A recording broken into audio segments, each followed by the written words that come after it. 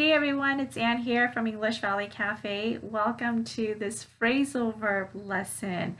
As you know, English speakers use a lot of phrasal verb in daily conversation, and I know some of you have requested me to do more phrasal verb videos. So here I am. Today we're going to be talking about phrasal verbs and some common English expressions with the word fill.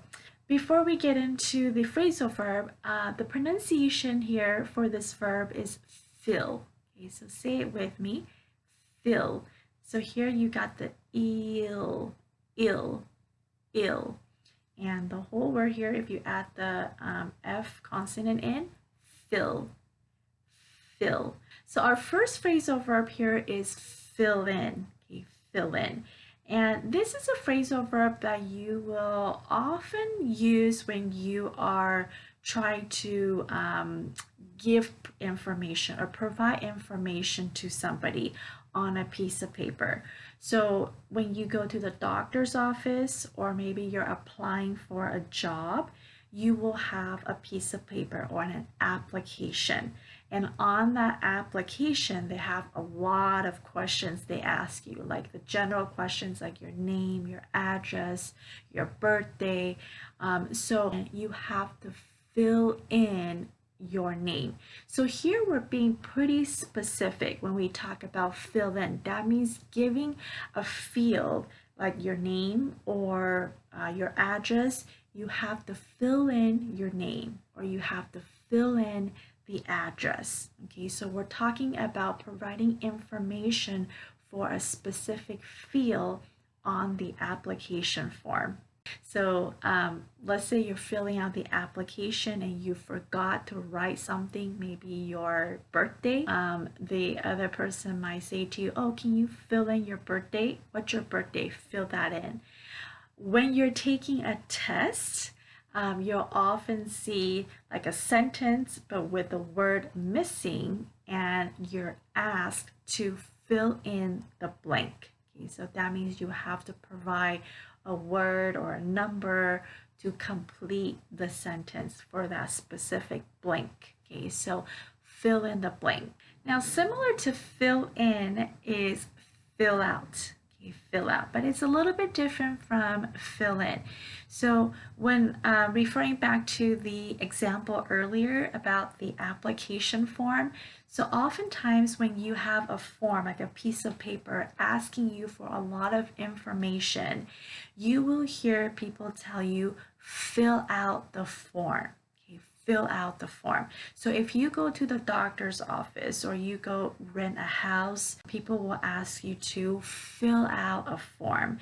That means there's a piece of paper with a lot of information that they need from you and you have to complete. You have to provide all the information that they ask you on that form.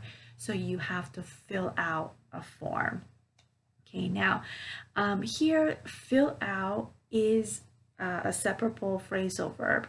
So sometimes you will hear the person say, can you fill it out? Okay, I have a form here. Can you fill it out? Here's an application. Can you fill it out? Another common expression with fill in is to fill in for someone. You fill in for someone. And this means to substitute. So if you're taking a short trip and you're going to be out of the office, you might have somebody, one of your coworker, or maybe your boss might find someone to fill in for you temporarily. So that means that while you're gone, this person will fill in for you and help you get the job done while you're out of the office. Okay, so fill in for someone. Another common phrasal verb is fill up. When we fill up something, that means that we're making something full. So maybe it was empty, there was no more of it, and you're gonna have to make it full. So a very common expression you might hear or a collocation is to fill up the tank. Okay, fill up the tank. If you own a car, if you drive a car, you have no more gas, you have to go to the gas station and you fill up the tank. That means you're going to fill the gas tank up with gasoline. Okay, so you fill up the tank. Another example, the stadium was beginning to fill up by 1 o'clock.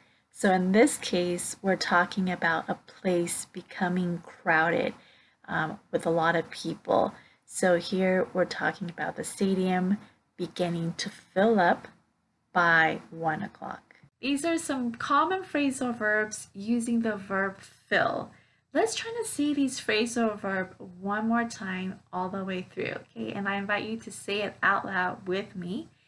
Fill in, fill in, fill out, fill out, fill up, fill up.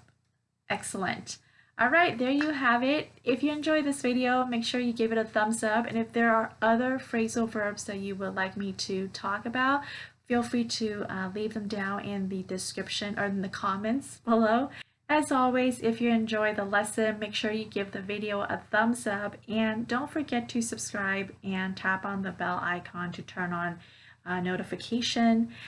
Next week, I do have another phrasal verb video that was by special request, so that'll be coming next week.